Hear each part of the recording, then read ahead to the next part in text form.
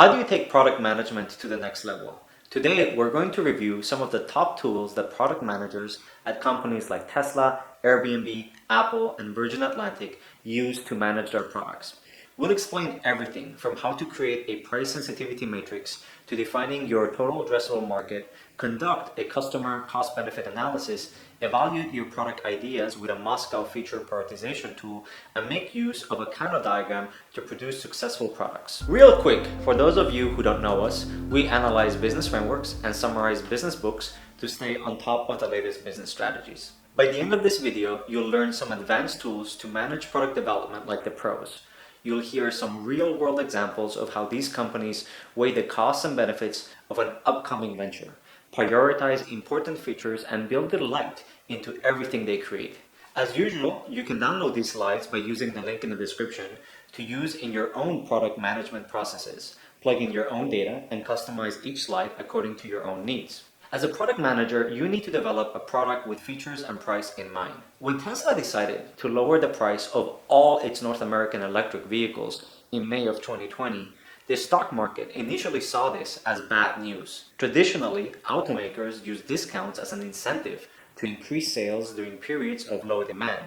However, because Tesla is a tech and automotive company, Tesla wanted to reduce its price to increase its product availability.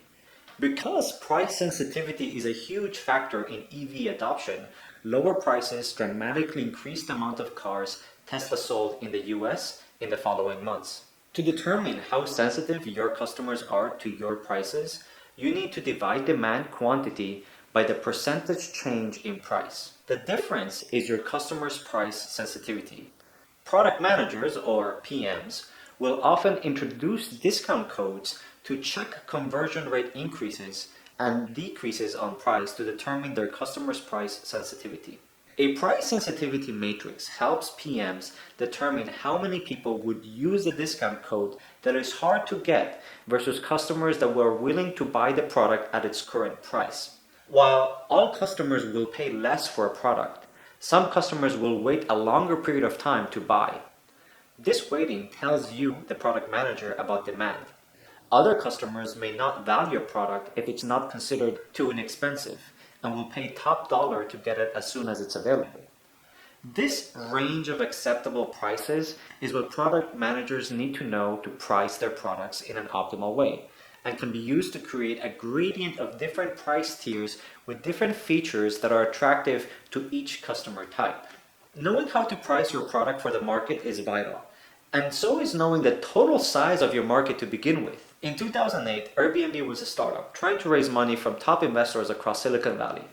The company estimated it could grow to $2 billion in revenue in 3 years by capturing 15% of their total addressable market, or TAM. Airbnb was rejected by nearly all investors it pitched because its assumptions that it could acquire 15% of its TAM was too optimistic. After an initial seed round and some promising years of growth, in 2011, Airbnb ended up raising $100 million at a $1.3 billion valuation, a dramatically smaller valuation that assumed that the company could only capture 2% of its TAM. To calculate your own TAM, follow this simple formula. Take the total number of customers times the annual revenue each customer could bring you. For example, your market could include 600 million Excel users, 225 million cloud CRM users, and 20 million accounting users. You can then use the TAM formula to determine how many customers are serviceable and available versus how many of them are obtainable right now when you launch your startup. Since TAM is calculated differently across different geographies, like a domestic company that operates in different regions or an international company operating in different countries, don't forget to take each region's purchasing power parity, or PPP, into account. For instance, if you capture 1 million customers in India, the total revenue value is quite different from capturing 1 million customers in the UK, based on each country's PPP. You can then break down the total available customers into additional segments as needed. You can download these slides by using the link in the description to use in your own product management processes. As a product manager, when you prepare new features or developments, you need to take into account the associated costs of that feature and weigh it against its benefits to determine if you should move forward. Nowhere is that more true than in the battle to fight climate change.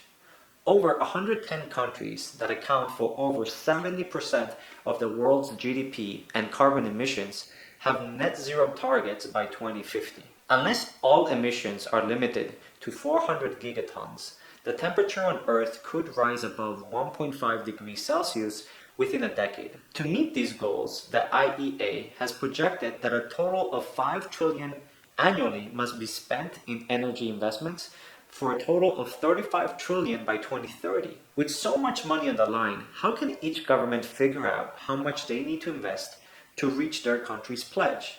The answer is a cost-benefit analysis. Cost-benefit analysis can be used by PMs to determine if a product or venture is worth the cost of investment. To do a cost-benefit analysis, calculate the costs associated with hardware, labor, and training required to produce the product or feature in question. Then, add up the total potential benefits either in cost savings, improved sales, conversions, better customer retention and loyalty, or enhanced productivity and workflow efficiencies. If the costs outweigh the benefits, definitely don't proceed. But if the benefits outweigh the costs by a substantial amount, then you have a clear path to move forward. You've run a cost-benefit analysis and you decide a new product is ready to go. How do product managers determine features a product should have and shouldn't have? In 2009, Apple's video editing software Final Cut 7 had a 50% market share. But when Apple launched its Final Cut 10 in 2011, the new version choked in over 950 negative reviews and instantly became the lowest rated Apple application. So what did Apple do so wrong? Well, they didn't prioritize the right product features. There are a few important tools PMs can use to decide which features they should pursue and which they should not. A Moscow prioritization tool helps product managers prioritize according to must-have, should-have, and could-have features. A product idea evaluation can be used to analyze an entire product across metrics like financial feasibility, strategic alignment, customer usability, market demand, and value created for its customers. Each category can be weighted according to its relative importance to your company or department, and then multiply product concepts can be rated against each other for a total score. Lastly, a product feature prioritization matrix can be used to determine which feature are the most feasible and the best strategic fit for your product. If a project or feature has low feasibility and low strategic fit, then it's of low value, while a feature with high strategic fit with low feasibility is a low-hanging fruit and should definitely be implemented. So if new product and feature development is all about the customer, how do you know when your customers are satisfied? When Richard Branson started Virgin Atlantic in 1984, the airline world was largely expensive, lacking in choice, and put very little emphasis on customer satisfaction. In fact, Branson started Virgin Atlantic because he himself was an unsatisfied customer with a canceled flight. In 2000, Branson transformed his business from a single leased Boeing 747 into a multi-airline empire worth at least $1.2 billion.